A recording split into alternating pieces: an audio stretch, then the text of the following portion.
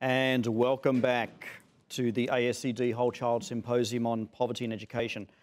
We now have our second panel that in that break has arrived. So let me introduce these three wonderful people. We have Kathleen Budge right next to me. Kathleen is an associate professor at Boise State University, where her scholarly activity focuses on leadership, poverty and rural education.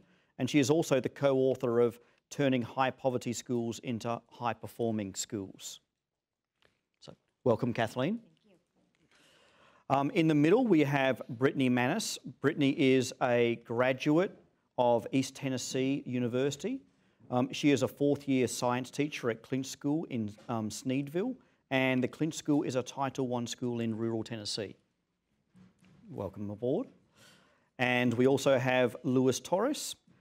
Lewis is the principal at Public School PS 55 in the Bronx, New York. He is responsible for turning PS 55, once the lowest performing school in New York City, into a model school. And he was also, as we were discussing a minute ago, a previous ASCD Outstanding Young Educator Award winner in 2011. So welcome, Lewis. So Lewis, let's start with you. And just to preface this conversation, whereas the previous panel was really looking at research and findings and systems, now we want to focus more on what's happening in schools and what's happening in classrooms as well. So Lewis, your school, situated in the heart of the Bronx, has been described by one website, and this is on the screen now, about what's special about that school. Plenty of male mentors for boys, but the downside is a very needy population. Your school does have to deal with the effects of poverty, 91% free compared to 41% free across New York City. It's 93% free and reduced if you combine those. But you tackle it and maintain enrolment, you maintain results and a supportive environment. So besides the specific programs, can you outline for us what your overall approach or theme is for ameliorating the effects of poverty across your school? So actually, we're now a community school, so we're CS 55. Okay. There's a new push in New York City. Chancellor Carmen Farina is really working hard to focus on whole child education. And one of the things that she's doing is increasing community schools. So we are now a community school. But before we were named community school, I had started the work of developing a community school. I've been doing this work for about 8 years now. So what you would see in our school is you would see every resource that is lacking in the community is being put into my building. So we actually have a hospital in the school with a nurse, doctor, dentist, psychologist in the building. We have a sports museum because we want children to aspire to be athletes and other, individuals. We have in our school a farm. I'm not sure if you've watched the recent TED Talk by Stephen Ritz. Stephen Ritz is in my school building now. He works in the building 5 days a week, even though I pay him 2 days a week. And he's creating a farm. So what we've done in our building is what I like to call community matching. I looked at the needs of the community, looked at the resources of the school, and I figured out what were the things that we needed to put into the building so that we can meet the needs of the whole child in our school building. So our building now is a community school with all the resources necessary to try to turn around the outcomes for our students. Wonderful. It's a wonderful model, the community school model, and actually harks back to what Tiffany was talking about before about the school becoming that hub of the community again. But rather than talk about some of the links you've made, because you've touched on that now, into the community, I want to find out from you how you've made those links. Like, how have you gone around getting a hospital into your school? The farm seems to be something that you've nurtured via your staff, but the hospital intrigues me. So one of the things that I had to do was I had to figure out what our community needs. When you look at our school, for a lot of our families, education is a fourth priority. It's safety, shelter, food, and then they can focus on education. If those three other factors are not taken care of, it's very hard for them to focus on education. So one of the things we did is we partnered up with the local hospital, Montefiore Health Clinic. Originally, it was almost like a regular nurse's office, but we realized that, you know, just putting Band-Aids on cuts was not enough. Our attendance rate hovered around 88% to 89%. A lot of the times, the students were absent because they needed to attend to health issues. Asthma rate is very high in the community. Diabetes affects our students. So what we did is we reached out to Montefiore. We had to sit down with Montefiore, and we told them, look, if you're going to be in our building, you have to expand your services. It can no longer be just putting Band-Aids on children's wounds. So they started to work with the school, and we brought in the borough president's office. We brought in the resources to develop the hospital in the building. And I do this thing called community matching, which, you know, I can always do a whole talk on that, but we don't have the time right now. But what I do is I look at the needs of the community, and I match it to the resources in the building, and wherever there's no connection, I reach out to organizations to come into the building and support. And when you tell people about the conditions within the community, people will help. It's just a matter of you as a school leader pushing away your pride and having the guts to beg or to request the things that you need. Because it's not about me. I'm not begging for things for myself. I'm begging for things for my children in the school. So I think that's been the hardest thing for me as an individual. I've never been one to ask for things. But when it comes to my students, I can beg for anything. Well, you're putting the child back in the centre of the equation, and you're making sure you're doing it for the right reason. Okay. Let me turn to you, Kathleen. Both you and your co-author, Bill Parrott, who we have in the audience, I'm glad you could join us as well, Bill, have visited countless schools and compiled great examples in your book that I mentioned previously, the Turning High Poverty Schools into High Performing Schools. But I was caught by the section in your book that raised a series of questions, and I think we have them coming up on the screen right now. And it was a long list, so I did break it down a little bit, so I'm going to read some of them out.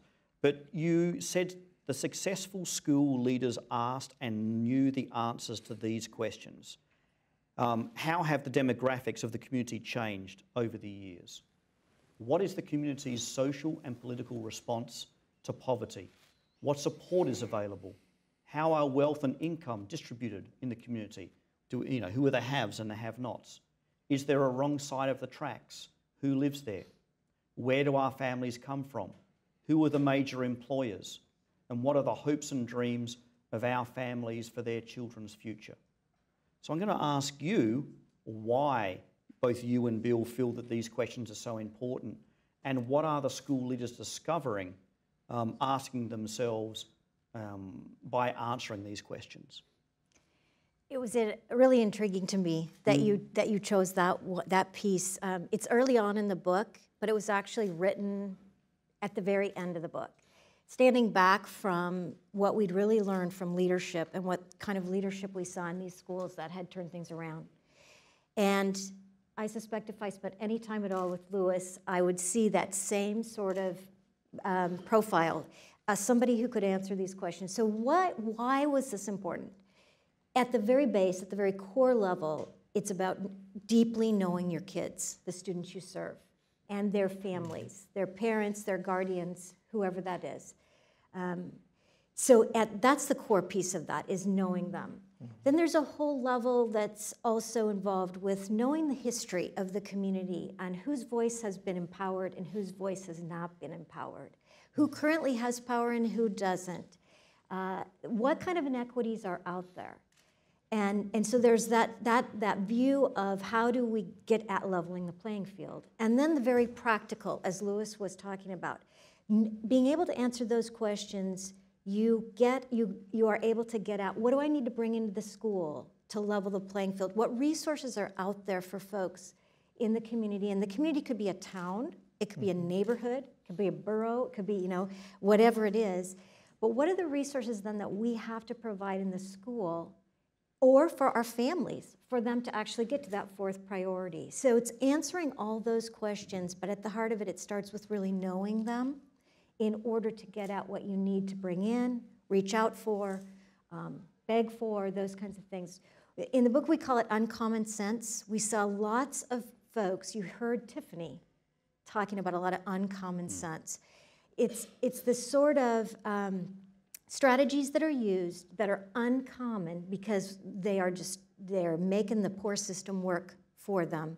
They're uncommon, but they make complete sense in that place. So we talk about place consciousness, place conscious leaders, that's what they are.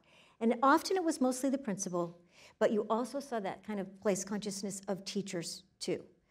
So there's a lot I could say about that, but really at the heart of it, it's about knowing your kids, knowing their families, knowing your community, and empowering kids and families via what you bring in or how you reach out. And there's a lot to be said about that, but that was a key difference in the schools that we studied. Yeah, and it harks back also to what we were talking about before about developing relationships. You need to know who your students are, who those families are, what their issues are, what their problems are. The students that you have in your classroom are not just there for 45 minutes without bringing all of their other issues with them. Exactly. And you need to understand what is affecting them in order to not only treat them effectively, but also to teach them effectively. Brittney, let's turn to you. And before you answer the question, I think it's worthwhile hearing, if you don't mind, a little bit more about your school, because I think your school is somewhat unique. But then I want you to respond to what Kathleen was talking about and whether those questions resonate with you as well. I actually teach at Clinch School in Hawkins County, Tennessee. We are the smallest public school in the state of Tennessee. K-12, we host about 150 students. I am the high school science department. We have we have 4 high school faculty members. We have a math department, science department, history, and English. And together we really work to know what the child goes through on a daily basis. Those questions are so perfect because as educators, we may stand in a corner of a hallway and actually discuss, what's wrong with this girl today? She's not acting right. Is there something going on there that we need to know more than just her feeling bad? Is she okay? Just to get to know our kids a little more. The blessing that I have is that I will have these kids for 4 years. I know mama, I know mama, I know everything that there is to know about these kids. And it's wonderful because at that rate, I feel like I can hit all of those questions. Our school is the complete opposite of Lewis, but we were discussing backstage, it's the exact same. Our students are about a 93% free and reduced rate at my school, but at the same time, we're an all Caucasian community. We are found in the foothills of the Appalachian Mountains on the Tennessee-Virginia border. And so that's not exactly the school that you would think of whenever you're talking about having such a high free and reduced rate and such a high poverty rate, but we do as well. It's something that, in different pockets across the country that every teacher has to deal with. And I think you're completely right. If you can answer those questions about your students, even when you only have them for a year, that's when you really start to build a relationship and you can reach them and inspire them to do something. Can I say something Certainly. too? You said a very important comment earlier about common sense. When I took over my school, there was an ESL program for the parents. 4 parents would show up for that ESL class. I said, what's going on? Either we're not providing the best teacher or the best environment for the parents, something's wrong. What we realized, and we use common sense, is that the community has changed. It's a large African population now in the community. We had to reshift our thinking around our ESL program, and it was common sense, and we started targeting the African community. Now we have a strong program where 40 families are now being served. So it's like what you were saying earlier, it's about common sense. If something's not working, why continue to use it? If it's a resource that you have in your school that is no longer meeting the needs of your community, then you have to rethink as to whether to keep that resource in the building or not. And what I'm hoping comes out of this discussion and maybe some of the questions afterwards is that we do have different settings in the schools that we have chosen here, or the people from the schools we've chosen. And Kathleen, you were just talking about how you and Bill just came back from southeast London, and we're going around some of the schools in Tower Hamlets and Hackney area, and how you were seeing some of the same issues and also the same solutions to dealing with poverty in those schools. I wonder if you can just highlight a couple of the things that you noticed and saw over there. Sure. Well, here's what I would say. It's wonderful to have somebody from two very different places on this panel.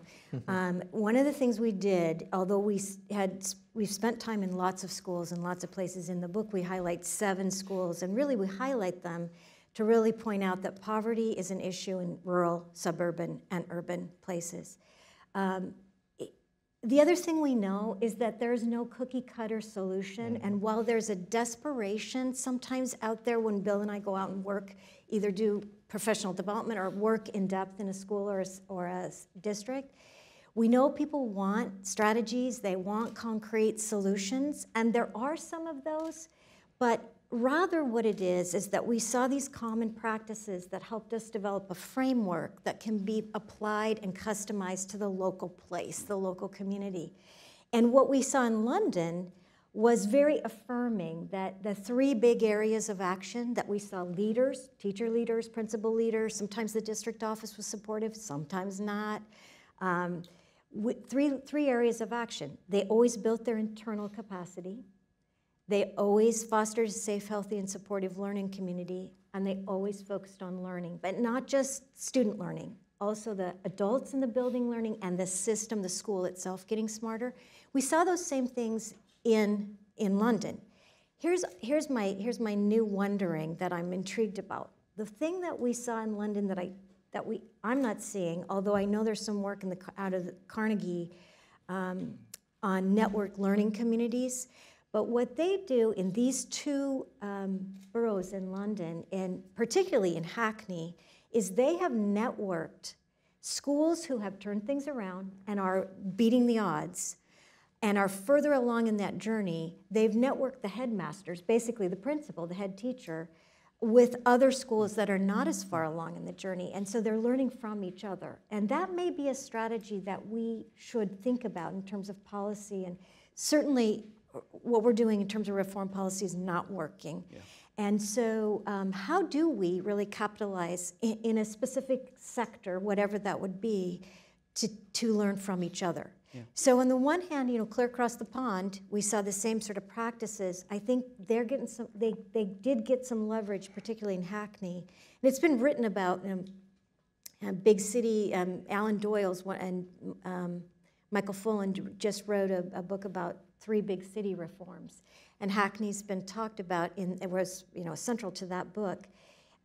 But that strategy of how can we learn from each other? How can we network you with other schools that are not as far along in the journey? And rural communities present a different challenge, but it can be done, and particularly with technology now, it definitely can be done. Yeah, and that theme that you just touched on there about technology and about making professional learning communities came up very strongly in our last symposium, talking about teachers as leaders. And one of the key points was you can be in a rural setting or you can be in a district that you don't find support, but you can make communities online and find support anywhere in the world now. And I think that is potentially has more chance of changing people's ability and changing people's mindset than we've had previously. Brittney, let me go back to you, because there was another question I wanted to ask you, since you are a classroom teacher. And I also worked out there's probably no science going on in your school today, is there? Since the whole department is up here in Washington, D.C. But I'm curious to find out, how much control do you think you have in the classroom to effectively ameliorate the effects of poverty? I personally come from a different background, a different area, but because I have these students for 4 years, once I build a relationship with these students, I have sophomores right now who will write, critique, and then run their own lab, and I will sit on a stool and I will observe, but that's the relationship we have. I can take these students on a trip, which to me may not be that big of a deal. They can go to a summer basketball camp, or they can go to a museum like we were talking about earlier, and they can have a light at the end of the tunnel, or they can see, if I focus and I stay in school, this is what I could be able to do. If I want to travel to Washington, D.C., this is what I need to do in order to get there. If they join the basketball team, like one of your former students, if they join a basketball team, the child then can have focus and have a purpose to where when they're in my classroom, they're doing all that they can do in order to further themselves and to better themselves, and then come back into the community and make it better than it was whenever they left. And I really feel like if I form a bond with these students to where they want to be in my room every day and they want to ask me questions and then go somewhere and just have a support system, because you never know if they go home if they really have that support system for them or not. And I feel like, you know, my 4 years with them, I can give them as much support and show them as much as possible to where they want to go to college and then possibly come back and make our community a better community to live in. Nice. Again, my mind thinks in these ways because that's the way I've learnt and taught and worked. But again, I come back to that idea that what I'm hearing from you is making these relationships and making a supportive environment. Exactly. Is the way that you start to ameliorate Exactly. these effects. And in a previous life, I worked with the resilience researcher Bonnie Bernard back over in California. And she talked about 3 things that were key in developing relationships and supportive environments in the school. And they were caring relationships, which you mentioned, and high expectations, which you mentioned. And she also talked about meaningful participation, the kids knowing that what they're doing has a purpose and has a meaning. Exactly. If you can take, a lot of times you hear, why do I need to learn this? Yeah. And if there's any teachers out there that probably agree this is the most frustrating thing that you can ever hear is, why do I need to know this? If you can create a story, whatever that may be, in your community or in my community, which I'm sure would be completely different, but if you can create a story why these kids need to know this and why it will relate back to them, then they're going to care so much more, and they're going to take more pride in it as well. Yeah. You know, one of the things that Brittney just said that is so refreshing to hear is to hear teachers talk about helping kids connect what they learn in school with what they may want to do in their future. And the next thing she said was, so they can come back to their community. And whether that's an urban neighborhood or a rural community, we need these places to be places that people want to live in. Mm-hmm. And if we as teachers or educators are teaching kids to leave the community, and that's a sign of success, we're actually very complicit in the demise of the places that we need to have those kids come back and nurture.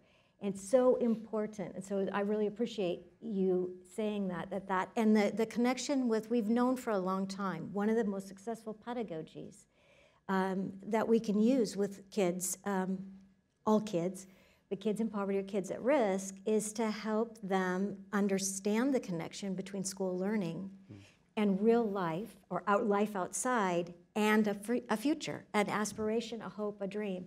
So, you know, all those pedagogies that are, you know, culturally relevant pedagogy, service learning, outdoor education, you know, those place or community-based pedagogies really make school learning, which can be so abstract, concrete and alive for them. Well, when you mentioned that, and I also think about those questions that we had on the screen that you asked from your book as well, what strikes me is that it it harks on the idea that we need to be more culturally competent with our students. And we've talked about cultural competence in terms of ethnicity.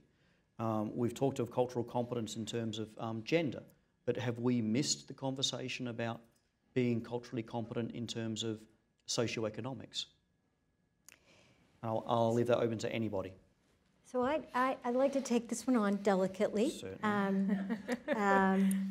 So, you know, there are folks that talk about the culture of poverty. Bill and I in the book take that on a little bit, and actually there are many scholars, many studies that have actually debunked that notion that there's a culture of poverty. One of the things that we believe is so important for teachers and principals to have influence in these kids' lives is to believe that kids aren't, or to know that kids aren't of poverty. And when I talk about a culture of poverty, if we think about culture as norms, beliefs, behaviors, people who live in poverty are as diverse in those things as people who live in any other socioeconomic strata in our country. What kids who live in poverty do is they live in it. They're not of it. And although that seems like a real, maybe splitting hairs, being in something is different than being of it. And there's such a bigger, I think a more hopeful message that's very real when we think about separating kids' growing identities with their living conditions. So a big part of thinking of the culture, kids not thinking of poverty as a culture or all people who live in poverty as sharing a common culture. Rather, they respond to the realities of limited resources. There are patterns that we can see, but there are patterns we can disrupt.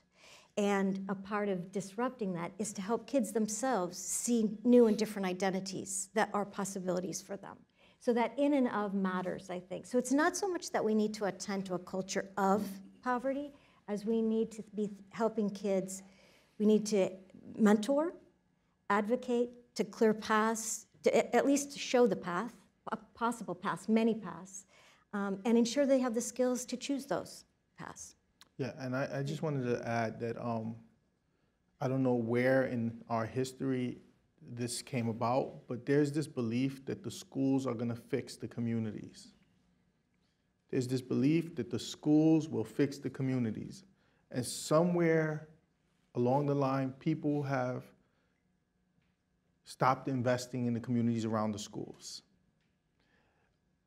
We have very high standards in our schools, but if the standards in the community do not match the standards of the school, what happens is you have a cycle of failure. Everything you teach in the school for students not to do, they're retaught to do when they go back to their communities. We have to start pushing for the communities around the schools to be invested in. And it's resources. There's no excuse that a community that serves 3,000 families has no real community center for children to go to. There's no excuse that the only food options in the community are a Chinese restaurant, fast food restaurant, and a Papa John's pizza place. There's no excuse for trash being left out in the street for 4 years. And this was a study done by my students. They threw a garbage bag on the corner of the school, and that trash was not picked up in 4 years. This is what we have to really start thinking about. If we're talking about changing the outcomes for children, you have leaders who are in schools trying their best to do this. But if there's no equal investment in the communities around the school, are these failing schools or are failing communities? And again, it goes back to those questions that we touched on before about you need to know who your community is to start with as well. And the community needs to know what the objectives and what the mission and what the hopes and dreams are of that school as well at the same time. Well, let's take that a little bit further and we'll branch it out to both the school and the classroom. But I'd like you to, and this is open to anybody at all, to touch on what actions can help in the classroom or in the school. And these can be pedagogical questions or non-pedagogical? So what can we do? I'll be honest, I'll tell you what I'm doing. I've become the community leader. I've had to literally step up and become the community voice. I'm the voice of the voiceless right now in my community. We have a large African population, and a lot of my parents are unable to advocate for themselves. So I've literally had to, have to go out to the streets and advocate for resources for my community.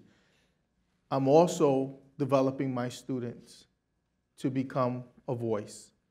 My students are now becoming more involved with social issues, social justice. We're planning a walk from my school to Yankee Stadium to stop childhood abuse. So it's really, instead of becoming victims, what we're starting to do is take action as a school. And it starts with me, and it's going all the way down to the children. The children are starting to take over their community, and they want their communities back.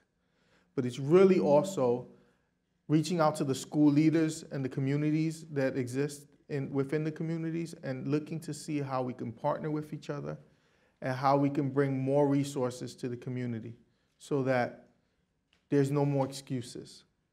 We're trying to eliminate the 3 factors that continue to be there to keep us from truly focusing on education. And if it means building a farm where we have to provide food to the community, that's what we have to do. If it means, you know, bringing in more medical supports and more resources, we're going to do it. We're going to do it. People tell me, you know, maybe we should increase funding to the school. That's great. I would love to have more funding. But what about the community? Let's get more funding for the community so we can start truly turning around our communities and truly impacting the lives of our children. And how about in the classroom, Kathleen and Brittney? Are there things that we can be doing in the classroom that are going to ameliorate some of these effects better than other things?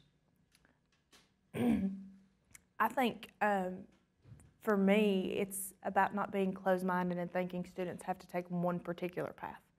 If I have students that are interested in going to a trade school, then by all means, go to a trade school.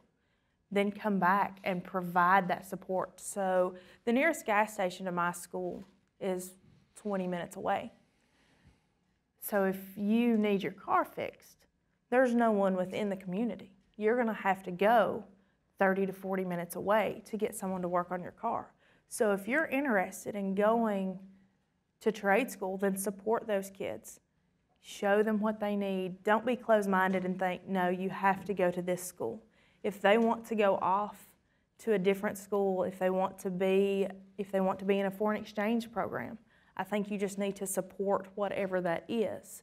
If they want to go to the military, then support that and then really encourage them to come back and bring their skills back into the community, which rings with what we were talking about earlier with raising the community around them. And if you get that support for the community, then the school itself will flourish. I mean, my colleague here just keeps me thinking. So, but one of the things we're doing in our school is we're converting our school to the first CT elementary school.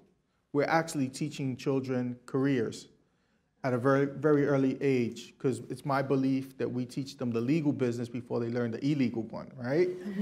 That's what I believe. That's just how I think. But so we're teaching the children trades. Not only are we teaching the children trades, but we're also creating job creation programs in the school. So through Steve Ritz's farm upstairs on the 4th floor, what we're going to be doing is teaching our parents how to farm so they can get jobs with like Fresh Direct or other producing companies, and they can actually become workforce ready. So, you know, it's a matter of really, you know we have a high unemployment rate. So do we just use that as an excuse, or do we try to find a solution, right? And one thing that I'm loving about New York right now is that you was talking earlier about looking at model schools, right? I'm in the process of reinventing myself.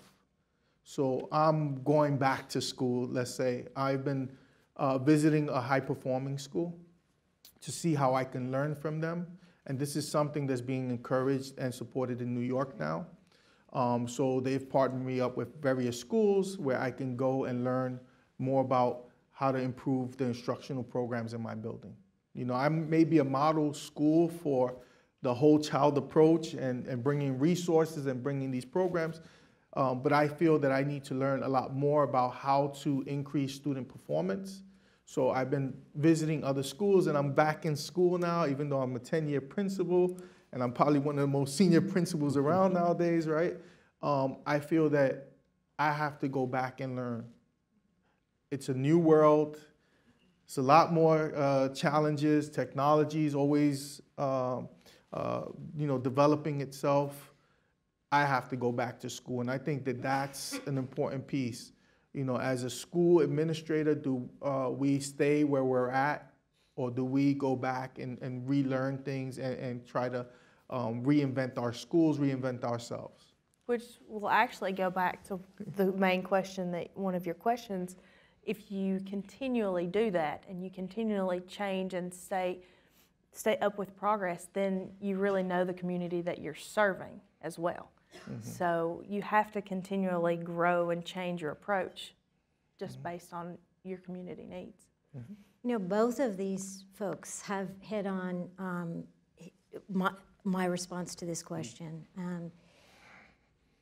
There's no doubt that the relationships are absolutely paramount. If I had, 30 minutes in an elevator to tell you what were the two things that Bill and I discovered in our study, it would be use data to know your kids, and data being the widest definition of data, not just test scores. And the other one is build relationships. You talked a little bit about that. You can build relationships and it doesn't cost money. And there's one more piece that I think is important and directly related to the classroom, and that is all the technical expertise in the world. You can be a very technically and very expert teacher, but what is equally important, and the research would show this, is what is your mental map, what is your theory of action that underpins what you believe your job is as a teacher, your role as a teacher. And another sort of semi-free thing is to actually challenge your own biases and to do what you just talked about, both of you, continually learning. The only way that folks who haven't themselves experienced poverty learn to understand what the difference between stereotype and reality is either get to know personally very well people who live in poverty and the experiences they have, and or educate yourself. But it's that, so two things that don't cost any money: build relationships with your kids and challenge your own biases. Go out and learn about what is real and what is myth. An example of that is if we go out, and we do, when Bill and I do professional development with teachers, educators, everyone, we ask the question, what do people in America believe about people who live in poverty? And it's so predictable. I mean, you'll get the same exact answers. They're lazy, it's their own fault, they didn't make good decisions, they didn't take advantage of opportunities, they're not as smart, they use drugs and alcohol, on and on and on. That's because we are a society where the stereotypes about people who live in poverty are deeply entrenched. And if we've lived as educators any amount of time at all in this country, our theory of action, our mental map cannot help but be affected by that. So we're going to have to always work against that, and it doesn't cost us any money. We can get on the internet and educate ourselves. We can build relationships. The most powerful thing by far is building relationships with people who are living in situations that we may be very unfamiliar with.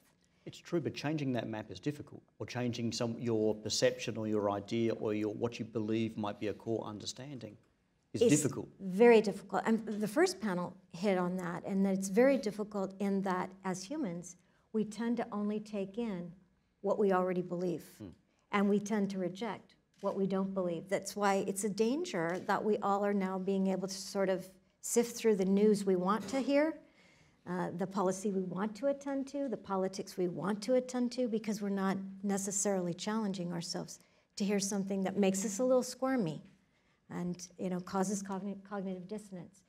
But I see educators all over in these schools who have done that. And what does that do? It changes their expectations for kids. It changes what they believe is their role as a teacher. How do they do this? They walk their kids home for school. They take time that I know a kindergarten teacher who either walks or rides the bus, each child.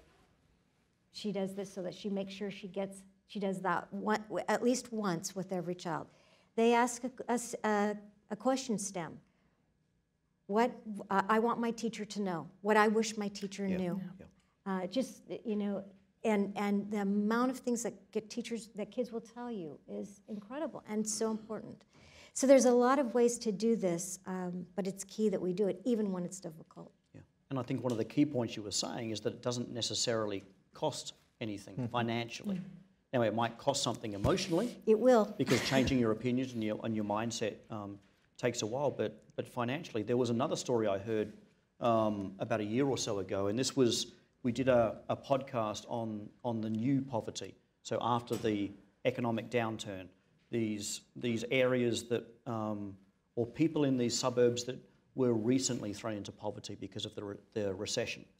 And this principal of the school said one of the first things she did when she became the principal was she hired a school bus and she took her teachers out on a drive, and not just down the main street where all of them went back and forth every day because no one lived in the community, but around the outskirts, the suburbs. Because that main street may not have changed, but all of those blocks behind it had changed markedly. And just having the teachers do that and see this is where your students are living now began to change their mindset. We asked the first panel this, and I'm curious to hear your reactions. We talked about how much does poverty need to be addressed in terms of educational policy moving forward. Do you think that we need to have more emphasis directly on poverty, or is it more dealing with education in various circumstances? I think I was touching on it earlier about investing in the communities around the schools. I mean, it's very hard for schools and communities to improve if there's no job creation. Where are the people going to get jobs? There's no job creation, there's no jobs. And even if they wanted to come back into the community to further their community, where are they going to go? Right, where are they going to go? And so a lot of it is really, how do we get people to invest in these communities where they may not be getting their customers from there? How do you get people to give back to communities and really start to have impacts on the schools? So, for example, we have 4 housing projects that I serve, right? 4 distinct housing projects, over 3,000 families I serve. Put a community center in each of these buildings. Put people from those same communities to work those community centers. Get the youth involved. Give back the communities, invest in these communities, and really start to impact change within the community. You're not gonna see change the way we want it if the things remain the same. I mean, it just makes sense. You're not gonna get change if things are the same.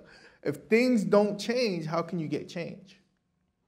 So a lot of it is really looking at strategic ways of creating jobs within the communities, empowering people to feel that if they clean the neighborhood, if they make it a better place, people will notice and people will give back to them and also support them.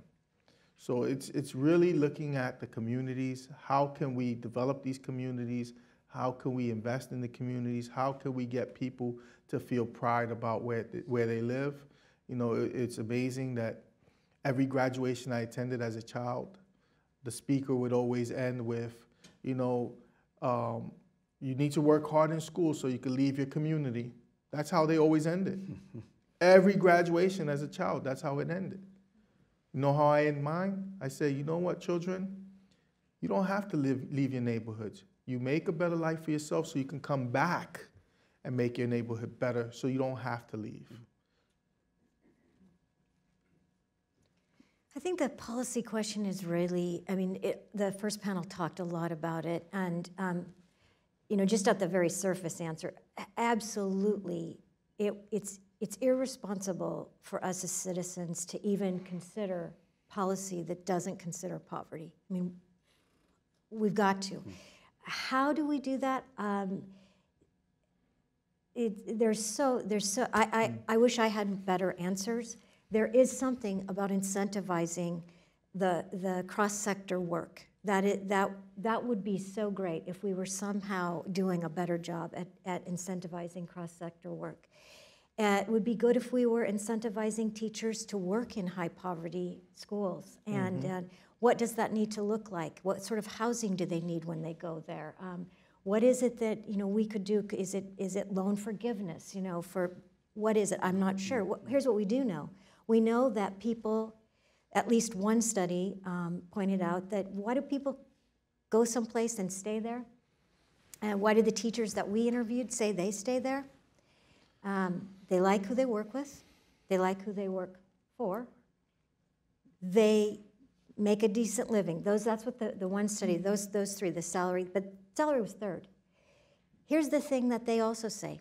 They could go other places, but they teach where they teach because every single day they know they make a difference. Every day. In the high poverty, high performing schools, they've professionalized teachers so that they can tap into their moral purpose or re-tap into their moral purpose. And while that might sound real fluffy, you know, when you go to, I mean, when I taught first grade, that's probably the hardest job I ever had, was teaching first grade. But every day you knew you made a difference because they're learning to read.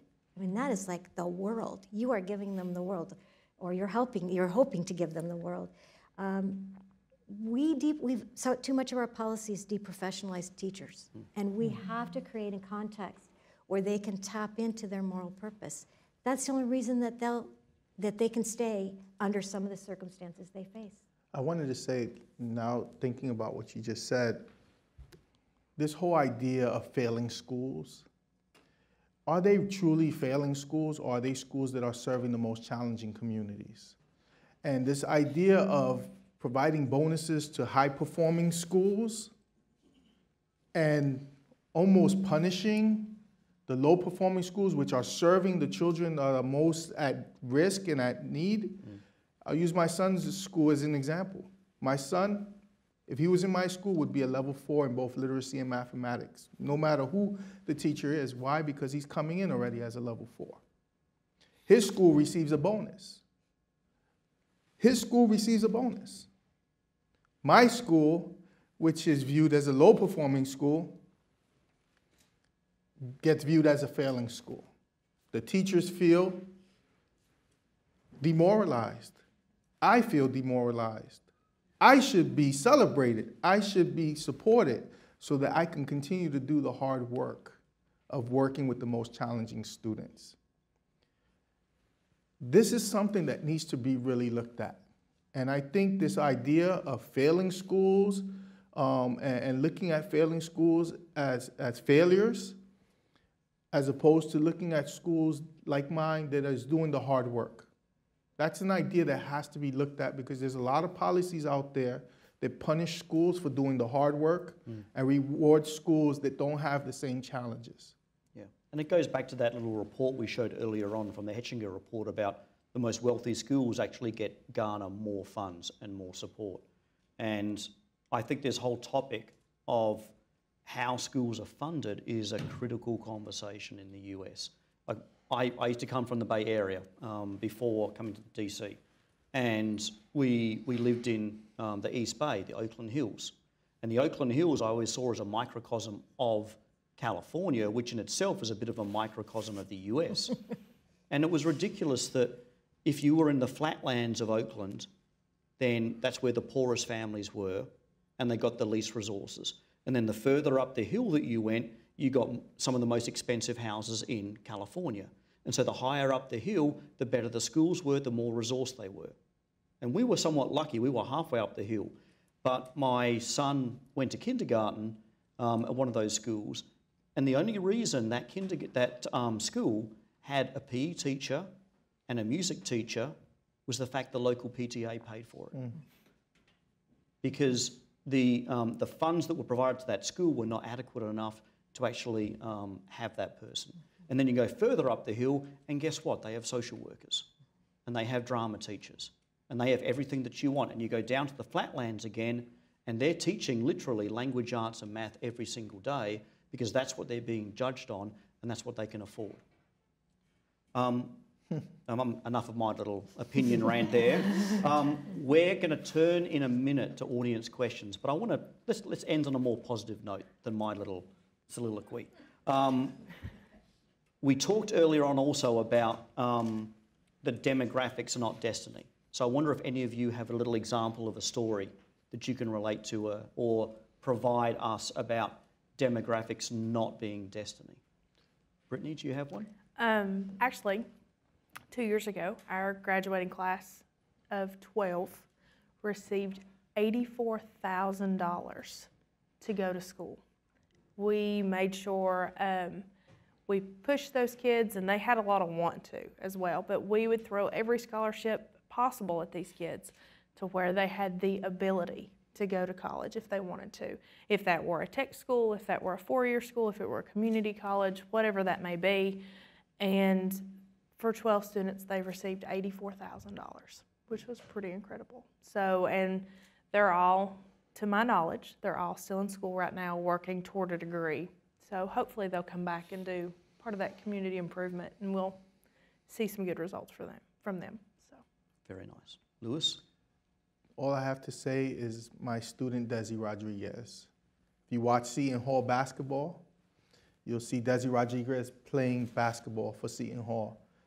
This was a student that was always in my office, not for the best things. We always joked about his chipped tooth for not doing the right thing. He had a chipped tooth. He finally got it fixed. But all you have to do is watch Seton Hall basketball. Remember the name Desi Rodriguez. This was a child that went through our programs, very challenging child, but we stuck with him. My school aide in the building adopted him, within the school. And now he has aspirations of possibly going to the NBA. So that's all I have to say is Desi Rodriguez. Mm-hmm. Thank you. Well, I have the unique honor of spending time in schools where they've proven time and time again that demographics is not destiny. So I have lots of examples, but I'm going to go home for the one I'm going to share in Boise, Idaho. And so that's where Bill and I live, in Boise, Idaho. And Boise is a refugee relocation city. So every place since the Vietnam War that you could think of that's had war or religious persecution, or for whatever reason refugees have come to Boise, we have families from Boise. And Taft Elementary is one of the schools that we talk about in the book. We've spent a lot of time there. They're in our backyard, and I would consider them a suburban school. Nothing in Idaho is urban. They like to think they're urban, but they're not. And so this is poverty in a suburban environment. They serve, in that small school, about 350 elementary schools. They serve at least 17 languages, sometimes even refugee students who've come from the warring country on both sides. And this school consistently, when we started to study it, it consistently outperforms academically the district, or as well as the district, who's improved actually as a result of their improvement in some ways, and the state. So you see kids who've come from some of the most difficult situations, mixed with a lot of white Caucasian kids who've lived in Idaho for years, who leave that school. Now the school is, because we have open enrollment, it's a school of choice for many schools. Parents will drive their children there because those kids leave Taft so well prepared for their next step. And absolutely, demographics do not equal destiny there. a nice point to end on. Please give our panelists a round of applause.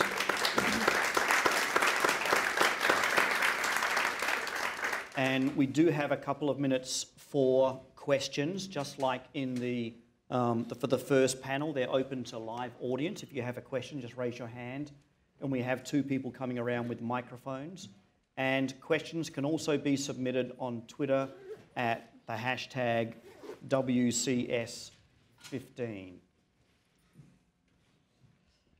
My question's for Professor Budge. I'd like to ask you to be less sensitive than you were before when you were talking about this idea of a culture of poverty. I'm new to the studies of the correlation and relationship between poverty and educational attainment, and I've been quite troubled by the notions of culture of poverty, and I've read great research studies that debunk all of that and prove that there's no research basis to that notion. So I was just wondering, and I've also worked with school systems that are investing very limited resources to pay certain consultants to teach them about a culture of poverty.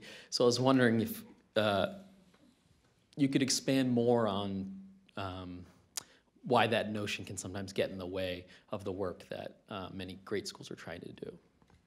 Sure, and I can point you to some folks that I really admire their work where it's very practical based to look for. So the biggest reason why it's troublesome is that it tends to focus on a deficit perspective of people who live in poverty and kids, particularly as we're talking about schools, a deficit perspective. And you know, man, if we, you know, once we get to know our kids, if we know, if we could just think through the assets that those kids come to school with, just to get to school some days, the persistence, the perseverance, the resiliency, the grit, the whatever, you know, all of those things.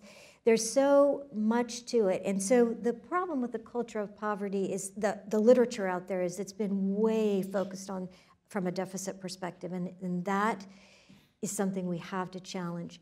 I would point you to the work, and actually EL's had, the Ed Leadership Journal from ASCD's had a couple of great pieces.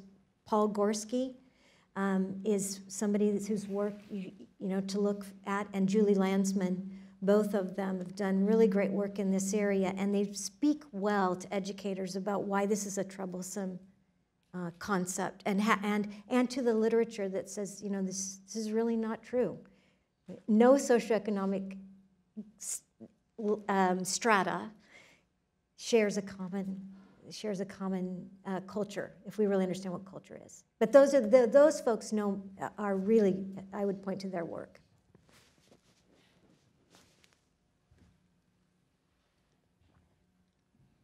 And I believe we have one question from Twitter as well.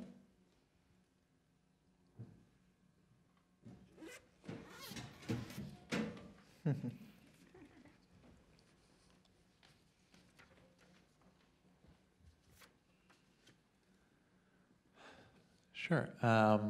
So the question is, how do you raise this topic, or how can folks raise this topic of the need to support, you know, students living in poverty when they live in an affluent area? So how can people who are not living in these environments bring this topic to the forefront, you know, and have people understand how important it is?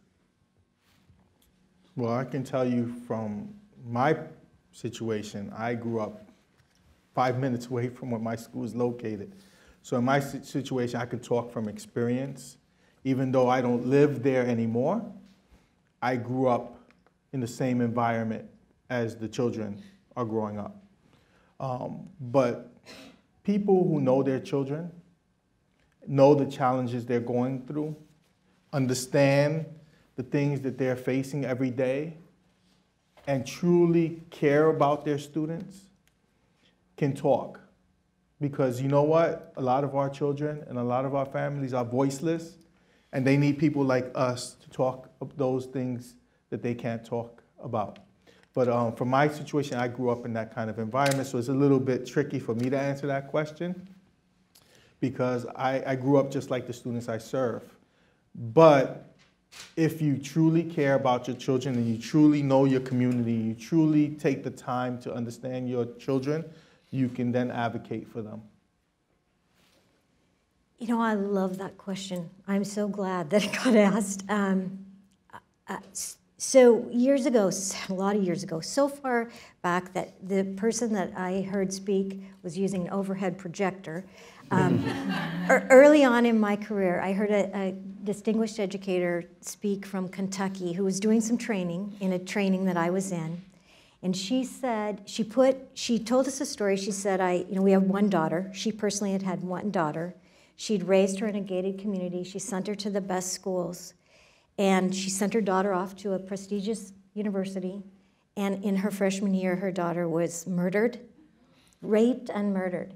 And she put an overhead slide on the overhead that sticks with me to this day. And what it said was, she said, I could be really angry, but what I decided is until the world is better for all kids, it's not going to be better for my kids or your kids or your grandkids. And I think that the conversation needs to start in those affluent schools. And the first panel did a wonderful job of really Steve's report, and many of the points that Steve's making in the report is so right on. If we aren't having this conversation in the affluent schools, we're not going to make it. We are not going to make any difference, because we've got to have, those are the folks who pass bond levies in school districts. And we have to have them understand why certain schools may need to have more resources than other schools. And we need to have them support the superintendent and the district office and the school board when they make that decision to fund schools inequitably in order to create equality. You know, that equally worthy, equitably served kind of notion. We have to have that. And so you're right. Those of us that have the voice and have the power have to be the ones engaging in that conversation. How do you do it? All I can say is start it. Yep. Start the conversation. It's funny because I had someone come to my building, not from the neighborhood. She told me, Mr. Torres, so why should I invest in your neighborhood? These are not my children. You know what I told her? You don't invest in these children, they'll be robbing your children. And that's the reality of it. You have to change the outcome for these children. I call it the Spider-Man effect, right? If you know the story about Spider-Man, he had an opportunity to stop this guy who robbed someone. He chose not to, and what happens is uncle gets murdered by that same guy. I have that same belief. If we don't change the outcome for these children, I don't want to hear that one of these children did something to someone, because I had that child in front of me. So if I could impact the children and change their lives, why not do it? Even if it's not directly impacting my community now, it's going to impact me sometime down the line. And it will impact your children's community. Yep. So those people that are living in the affluent communities have to understand, when your child goes to college, who's going to be there? When you send them out into society to live on their own, who's going to be around them? Who's going to make up their community that they're living in? And as Robert Putnam said, these are all our kids, not just those few. They're all our kids.